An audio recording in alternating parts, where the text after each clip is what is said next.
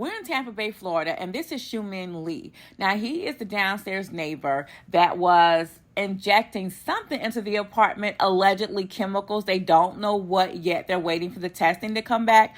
But the baby was vomiting and constantly getting sick.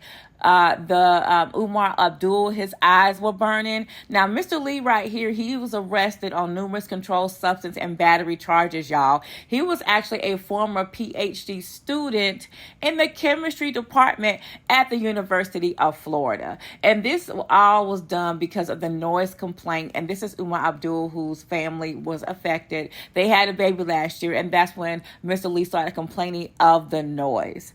This is just so heartbreaking. It is extremely scary. Umar Abdullah says it's very difficult to talk about the last few months. He says it started with complaints from a downstairs neighbor over noise. So after my daughter was born in August last year, his complaint, like footstep complaint, drawer closing. But escalated to this. I installed a hidden camera outside because we were suspecting someone is basically tampering our place from outside. And then we caught our neighbor injecting something through our door. He says a friend noticed an unusual chemical odor in their home in May. They checked the appliances, hoping to determine the source of the smell, but couldn't. A month later, Umar says his eyes started to burn and his daughter was coughing and throwing up. He says the smell had returned, so he checked the water heater nearby, finding a strong odor. I was bending down. I sniffed all through that place. And after replacing it, Umar says the odor and discomfort returned. This is when he set up the hidden camera. On June 27th, I found that our neighbor is coming with a syringe.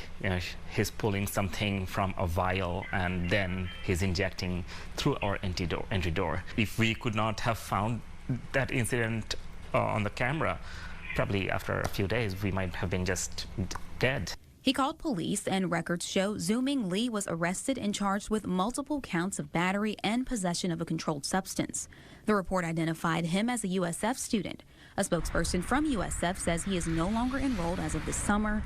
He was a PhD student in the chemistry department. If people use their knowledge, this extreme knowledge, to harm people, I mean, they can be even more dangerous. Umar says he was told Xiumin is in the process of relocating, but they're still very uneasy, never thinking their home would become a place they now fear.